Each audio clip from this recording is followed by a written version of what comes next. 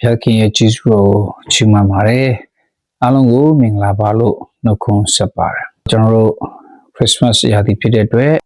Christmas နဲ့သက်ဆိုင်တဲ့အကြောင်းအရာလေးတွေကိုဆက်ပြီးဆင်ခြင်မှုအကြောင်းဖြစ်ပါတယ်ဒီနေ့တော့သူရင်းတို့အားချီးမြှောက်ခြင်းဆိုတဲ့ခေါင်းစဉ်လေးနဲ့ကျွန်တော်တို့ကဆင်ခြင်မှုအကြောင်းဖြစ်ပါတယ်ဒါကျွန်တော်အားလုံးသိပါတယ် Christmas မှာသခင်ယေရှုဖွားမြင်တယ်ဘယ်လင်မြို့မှာအဲ့ခါမှာကောင်းကင်တမန်ကပေါ်လာပြီးတော့မှသူတို့ကိုသခင်ယေရှုခရစ်တော်ဖွားမြင်ကြောင်းတည်ငောင်းပြောပြီးတော့မှသွားဖူးမြော်ဖို့ပြောတဲ့အကြောင်းအရာလေးပေါ့ဆိုတော့အဲ့ဒီအကြောင်းအရာတွေမှာဆိုတော့ကျွန်တော်ဒီသမိုင်းနောက်ခံလေးတွေနဲ့ပေါ့ပြီးတော့အနက်ဖွင့်ကျန်နေပြီးတော့မှပညာရှင်တွေရဲ့သုံးသက်ချက်တွေပေါ့နော်ပညာရှင်တွေရဲ့လေ့လာတဲ့အရာလေးတွေကိုပြန်ပြီးတော့မှခြုံငုံကျွန်တော်တို့ကြည့်တဲ့အခါမှာကျွန်တော်တို့ခွန်အားယူစရာအကြောင်းသင်ခန်းစာယူစရာအကြောင်းလက်တွေ့လှုပ်ဆောင်စရာအကြောင်းတွေရှိတယ်ဆိုတော့နားလည်ရပါတယ်လို့ဒါတွေကိုကျွန်တော်နားလည်ပြီးကောင်းလဲနားလည်ပြီးသားဖြစ်မှာပြန်ပြီးတော့မှနှွေးတဲ့သဘောပေါ့နော်ဟုတ်ပြီဒါကရှင်လူကခရစ်ဝင်ခန်းကြီးနှစ်ငယ်ရှစ်မှာစပြီးတော့မှတွေ့ရပါတယ်ထိုပြီးမှတိုးရင်းတို့သည်ညအခါတောရက်၌တဲခိုလျက်မိမိသိုးစုကိုစောင့်နေကြသည်ဖြစ်၍ဆိုတော့ထိုပြီးမှတိုးရင်းတို့သည်ဆိုတာအဲ့ဒီဖြီကခုနပြောတဲ့ဘက်လင်ဘက်လင်မြို့ရဲ့အပြင်ဘက်လို့ပြောတယ်ဘက်လင်မြို့ရဲ့အပြင်ဘက်မှာရှိတဲ့တိုးရင်းတွေဖြစ်တယ်ဆိုတော့အဲ့ဒီနေရာကိုဘယ်လိုလဲခေါ်လဲဆိုလို့ရှိရင် MIGDL EDER Middle Elder ပေါ့နော်ဒါဟေဘရုဘာသာစကားလို့ပြောပါတယ် Middle ဆိုတာကမျှော်စင်ကိုပြောတာဖြစ်တယ် Elder ဆိုတာကကျတော့သိုးစုကိုပြောတာဖြစ်တယ်ပေါ့နော်ဆိုတော့အဲ့ဒီနေရာဆိုတော့ဒါကဘာမှပါလဲဆိုလို့ရှိရင်မိခါခန်းကြီး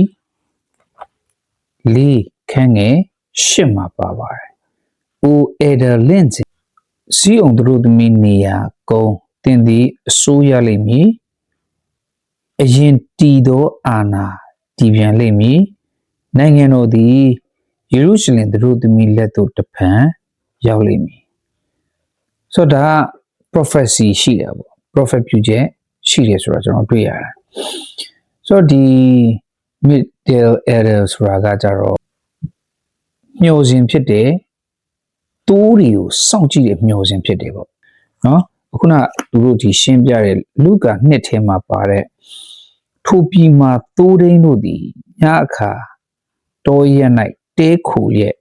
အဲ့ဒါခုနပြောတဲ့မျှော်စင်မှာတိုးတွေကိုစောင့်ကြည့်တဲ့မျှော်စင် middle elder ဆိုတဲ့တိုးတွေကိုစောင့်ကြည့်တဲ့မျှော်စင်မှာသူကတဲခိုနေတာမိမိတိုးစုကိုစောင့်ကြည့်နေကြသည်ဖြစ်၍ပြီးတော့သူတို့က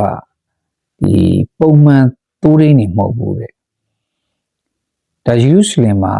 ရစ်ပူဇော်မဲ့တိုးတွေဒါယေရုရှလင်မှာနေ့တိုင်းရစ်ပူဇော်တာရှိတယ်အဲ့ဒီရစ်ပူဇော်တဲ့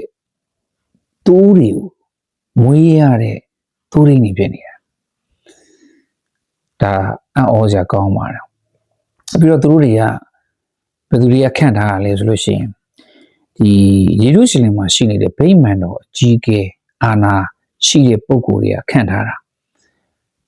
လေဝိလူမျိုးတွေဖြစ်နိုင်တယ်လို့ပြောတယ်။အဲ့တော့သူတို့တွေကဒီတိုးလေးတွေကိုတည်တည်ကြကြဂရုစိုက်ရတာ။ဆိုတော့တိုးလေးတွေမွေးလာပြီဆိုလို့ရှိရင်အဖြစ်နာစာမပအောင်လို့သူကဒီအဝတ်လေးနဲ့ဘာလို့ရလဲဆိုလို့ရှိရင်တီချာပတ်ရစ်ပြီးတော့မှဒီကြောက်ခွက်မှာသူတို့ဘာလို့ထားလဲဆိုလို့ရှိရင်ဒါနွားစခွက်လို့လည်းခေါ်တယ်။သူတို့ကတော့လေအဲ့ဒါဟိုကြောက်ခွက်ထဲမှာထည့်ပြီးတော့မှသူတို့ကတီးတီးချာချာလေးပြုဆိုင်ဘာလို့သူတို့6ရောက်လေးတွေအနာစာမဖြစ်တော့ခန္ဓာကိုယ်မှာဒဏ်ရာမဖြစ်တော့တီးတီးချာချာထိမ့်သိမ့်ပြုစုဆောင်ရှောက်ပေးရတဲ့တိုးရင်းနေဖြစ်နေတာဒါအဲ့ဒီမှာသူတို့တေချာပြုစုထားတယ်သူတို့ကrecommend ပေးလိုက်တဲ့တိုးလေးတွေဆိုလို့ရှိရင်ဒါဗိမာန်တော်မှာရစ်ပူဆိုရတယ်အပြစ်မပါတဲ့သူတွေကိုရွေးချယ်တဲ့နေရာမှာတော်တဲ့ပညာရှင်တွေဖြစ်တယ်ပေါ့ လေဝိအနွယ်ဝင်နေဖြစ်တယ်ဘာလို့ဗိမာန်တော်နဲ့သက်ဆိုင်ပေါ်ထားတာဒါပေမဲ့သူတို့ကတရားဟောတာတွေဗိမာန်တော်မှာသွားလို့ရတဲ့ကိစ္စမျိုးတော့မလုပ်ရအောင်တာမန်အခြေခံလူဒန်းစားတွေဖြစ်တယ်ပေါ့ဒါကိုလည်းနားလဲရတယ်ပြီးတော့သူတို့တွေကနှိမ့်ကြတဲ့သူတွေလို့ဒါဒီလူအတိုင်းဝိုင်းကသတ်မှတ်ထားတယ်ပြီးတော့ဒီတရားရုံးလို့ပြောတဲ့အခါမှာဂျူးတွေရဲ့တရားစီရင်တဲ့နေရာရှိတယ်အဲ့ဒီတရားစီရင်တဲ့နေရာမှာသက်သေတောင်မှဝင်ပြောပိုင်ခွင့်မရှိတဲ့လူတွေဆိုတော့ပြောရမလို့ဇက်နှိမ်ပေါ့နော်ဆိုတော့အခြေခံလူရန်စားတွေဖြစ်တယ်ဆိုတော့တွေ့ရတယ်သူများတွေပေထားတဲ့သူတဲမှာပါဒါပေမဲ့ဗိမာန်တော်နဲ့သက်ဆိုင်တဲ့အရာတွေကိုတိုးတွေပေါ့တိုးတွေကိုကျွေးမွေးပြီးတော့မှတည်တည်ချာချာပြုစုပေးရတဲ့သူတွေဖြစ်တယ်ဆိုတာကိုတွေ့ရတယ်နောက်ခုနဒါအမိတ်ခါထဲမှာပါတဲ့အကြောင်းအရာဆိုလို့ရှိရင်လေအဲ့ဒီနေရာကနေဆို middle elder ဆိုတဲ့ဒီတိုးတွေကိုစောင့်ကြည့်တဲ့မျှော်စင်ကနေခုနပြောတဲ့ဂျူးတွေမျှော်လင့်နေတဲ့ကေတင်ရှင်ကစတင်ကြွလာမယ်ဆိုတဲ့ prophecy ကရှိတယ်ဆိုတာကိုတွေ့ရတယ်။နော်ဒါကျွန်တော်တို့ Christmas မှာကြားဘူးနေကြပါဒါပေမဲ့ဒီအကြောင်းအရာလေးတွေကိုကျွန်တော်လေ့လာတော့မှဒီချာနားလည်လာရတာဖြစ်ပါတယ်။ဆိုတော့အဲ့ခါကျတော့မှငယ်9မှာ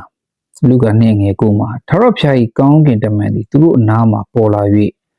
ပတ်ဝန်းကျင်၌ထာဝရဘုရား၏ဘုန်းတော်ထွန်းတောက်သဖြင့်သူတို့သည်အလွန်ကြောက်ရွံ့ခြင်းသို့ရောက်ကြ၏ဒါတော့တူကိုပဲပေါ့နော်အကောင်းကင်တမန်လာတယ်ပြီးတော့မှောင်နေမှလေအေးနေမှာဒါပေမဲ့သူတို့တွေကဝန်ပလီတွေဝက်ဝွန်တွေချင်းသေးတွေလာမဲ့အရာကိုသူစောင့်ကြည့်နေရတဲ့အခြေအနေမျိုးမှာအဲ့ချိန်လဲအိတ်ငိုက်နေမှာပဲဆိုတော့အဲ့ဒီချိန်မှာခုနပြောတဲ့ကောင်းကင်တမန်ပေါ်လာတာဂါဘရီလပေါ့နော်ပေါ်လာတယ်ငွေ30ရောက်တော့ကောင်းကင်တမန်ကလေကြောင်ရွံ့ခြင်းမရှိနေလူအပေါင်းတို့သည်အလွန်ဝမ်းမြောက်ဝမ်းသာစရာတည်င်းကိုသင်တို့အားငါကြားပြောရ၏ယနေ့တွင်ဒါဝိဒ်၏မြို့၌သခင်ခရစ်တော်ဒီဟုသောကယ်တင်သောအရှင်သည်သင်တို့အဖို့လို့ငါဖွားမြင်ခြင်းကိုခံတော်မူပြီဆိုတော့ကျွန်တော်တို့ Christmas time မှာကြားဘူးတဲ့အရာပါဆိုတော့ဒါမဲ့ဒီမှာကျွန်တော်တို့တွေ့ရတဲ့အရာတကယ်ခုနအနောက်ကျောင်းပေါ့နော်အရာလေးကိုကျွန်တော်သိရတဲ့အခါမှာပို့ပြီးတော့မှအဓိပ္ပာယ်ရှိတယ်လို့ခံစားရတယ်ယနေ့တွင်ဒါဝိဒ်၏မြို့၌ဆိုတော့ဒါဘဲလင်မြို့မှာသခင်ခရစ်တော်ဒီဟုသောဆိုတာခရစ်တော်ဆိုသူသိပြီးသားပဲကယ်တင်ရှင်မရှိတဲ့ဂျူးတယောက်အနေနဲ့ဂျူးလူမျိုးတွေအနေနဲ့ဒါလုံးဝမစိမ့်တဲ့စကားသူတို့မျှော်လင့်နေတဲ့အရှင်ဆိုတော့အဲ့ဒီအရှင်သခင်ကဘဲလင်မြို့မှာမွေးဖွားပြီဆိုတော့အကြောင်းအရာပြီးတော့အဲ့မှာထပ်ပြီးတော့မှအထူးပြုထားတာသင်တို့အတွက်မွေးဖွားပြီသူဂျူးတယောက်အနေနဲ့ဆိုလို့ရှိရင်တော့ဒါကြီးလေဝမ်းသာစရာသတင်းစကားပဲပြီးတော့ကောင်းကင်တမန်လာပြောတာဖြစ်တယ်ဆိုတော့ဟာသူတို့ရန်အထဲမှာကြောက်လေကြောက်တယ်ပြီးကြားရတဲ့စကားတကယ်သူတို့တဝမ်းသာစရာသတင်းဖြစ်တယ်စိတ်လေလှုပ်ရှားနေမယ်အဲ့ဒီမှာထပ်ပြောတာသင်တို့ဒီအဘယ်နမိတ်ဖြင့်သိရမည်နည်းဟုမူကားသူငယ်သည်အဝတ်နှင့်ပရိ၍နွားစခွက်၌တိတ်ထားလျက်ရှိသည်ကိုတွေ့ကြလိမ့်မည်ဟုဆိုပြီးလင်ထိုကောင်းကင်တမန်နှင့်အတူကောင်းကင်တမန်အများတို့သည်ချက်ချင်းထင်ရှား၍ကောင်းကင်ဘိုးဘွယ်ဖျားသခင်သည်ဘုန်းကြီးတော်မူစေသည်မြေကြီးပေါ်၌လည်းငြိမ်သက်ခြင်းရှိသည်လူတို့အားမေတ္တာကရုဏာရှိသည်ဟုဖျားသခင်ကိုချီးမွမ်း၍မွတ်ဆိုကြ၏ဆိုတော့ဒီမှာဘယ်လိုမျိုးနမိတ်လက္ခဏာနဲ့တွေ့ရမလဲဆိုလို့ရှိရင်သူငယ်သည်အဝတ်နှင့်ပတ်ရည်၍နွားစခွက်၌တိတ်ထားလျက်ရှိသည်ကိုတွေ့ကြလိမ့်မည်ဟုဆိုပြီးလင်အဲ့ဒီအကြောင်းအရာလေးပေါ့နော်ဆိုတော့သူငယ်ကိုအဝတ်နဲ့ပတ်ထားပြီးတော့မှနွားစခွက်အဲ့ဒီ တိုးရင်းနေရအဲ့ဒါသူတို့လုံနေကြတိုးလေးတွေကိုမွေးလာတဲ့တိုးလေးပြီးတော့ငယ်သေးတယ်ဆိုလို့ရှိရင်ပြီးတော့အဲ့ချိန်ရန်အေးတဲ့ချိန်လေးရန်အေးတဲ့ချိန်ဆိုတော့ဒါပေမဲ့ရစ်ပူဇော်ရမယ်ရစ်ပူဇော်မဲ့တိုးလေးတွေညပိုင်းရန်အေးမှဖြစ်တဲ့အတွက်ကြောင့်သူတို့ကအဝတ်နဲ့ပတ်ထားပြီးတော့ခုနပြောတဲ့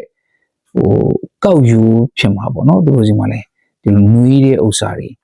ယူပြီးတော့မှအဲ့ဒီမှာသူတို့တွေကဒီတိုးလေးတွေကိုထားရတာပြီးတော့အထူးသဖြင့်တော့ရစ်ပူဇော်တော့မဲ့အကောင်လေးတွေအနာစာမရှိအောင်မဖျားမနာအောင်သူတွေထားရတာဘာလို့ဒီရစ်ပူဇော်ခြင်းနေ့တိုင်းရှိနေတာဆိုတော့ဒီຢာဒီမှာသူတို့အဲ့လိုလုပ်နေရတာကျန်ပြတဲ့လုပ်တဲ့အမှုဟာဘယ်လောက်တော့မှအိုးစရာကောင်းလဲဆိုလို့ရှိရင်ဆိုတော့သူတွေနဲ့ချက်ချင်းတည်တယ်ဒါသူတို့နေ့တိုင်းလုပ်နေတဲ့အမှုဖြစ်တာရာရက်ကောင်ပဲသူတော့ပြောလိုက်ချင်းအပြင်သူတို့တွေအိမ်မှာအော်သွားပြီးတော့မှကောင်းကင်တွေမှာပြောတဲ့စကားကိုသူတို့ဘာသွားလုပ်လဲဆိုလို့ရှိရင်သွားကြည့်ကြတယ်ဆိုတော့တွေ့ရတာဒါကျွန်တော်သိပြီးသားပဲသွားကြည့်တဲ့အခါမှာငွေ15ကနေပြန်ဖတ်ခြင်းနဲ့ကောင်းကင်တမန်တို့ဒီကောင်းကင်ဘုံတို့ပြန်ကြပြီးမှသူတို့ကငါတို့ဒီဘယ်လိုမျိုးဆိုသွားကြကုန်အထာဝရဘုရားသည်ဖော်ပြတော်မူသောဤအမှုရာကိုကြည်ကြကုန်အောင်ချင်းချင်းပြောဆိုပြီးလင်အလင်းမြန်သွား၍မာရိနိယောသက်ကို၎င်း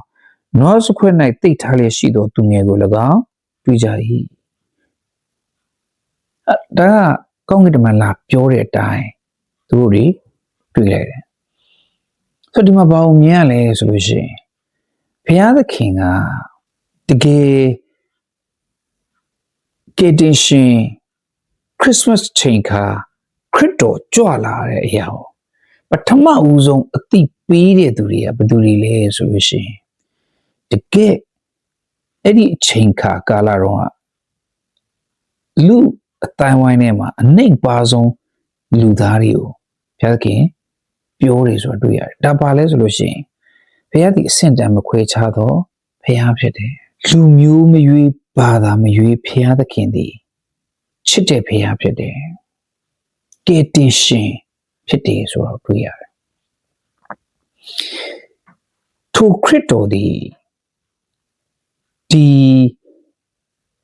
ခုနပြောသလိုရစ်ပူဇော်မဲ့သူဆိုတာတလောကလုံးရဲ့အပြစ်ကိုဆောင်မဲ့ဘုရားရဲ့သိုးတငယ်ဒါကျမ်းစာရဲ့ဥစ္စာပြည့်စုံဖို့ဆိုတော့ဒီတိုးရင်းတွေကသူတို့နေ့တိုင်းဒီတိုးလေးတွေကိုပြုစုပြီးတော့မှဒီတိုးတွေကဘာလို့ရတာလဲဆိုလို့ရှိရင်ရစ်ပူဇော်ရတာလေနော်ရစ်ပူဇော်ပြီးတော့မှလူတွေရဲ့အပြစ်ကိုဖြေပေးရတဲ့အလုပ်ကိုလုပ်နေရတာအခုဒီရစ်ကောင်ဆိုတဲ့ဥစ္စာကိုတိုးရင်းတွေကမြင်သွားရတာနောက်တစ်ချက်ကခုနမိခါ4:8မှာပါတဲ့အရာဆိုလို့ရှိရင်ဘာကိုတွေ့ရလဲဆိုလို့ရှိရင်ဘဲလင်မြို့ဆိုတာဒါဝိမွေးဖွားတဲ့မြို့ဖြစ်တယ်ပြီးတော့မှကယ်တင်ရှင်တင်တို့အရှင်သခင်လို့ပြောတဲ့အတွက်ကြောင့်မလို့ဒါဝိကဲ့သို့သောရှင်ဘီပေါ်ထွန်းနေဆိုတဲ့ဥစ္စာကိုနားလေစေချင်တာတိုးရင်းနေအတောက်ကောင်းကောင်းသဘောပေါက်တာ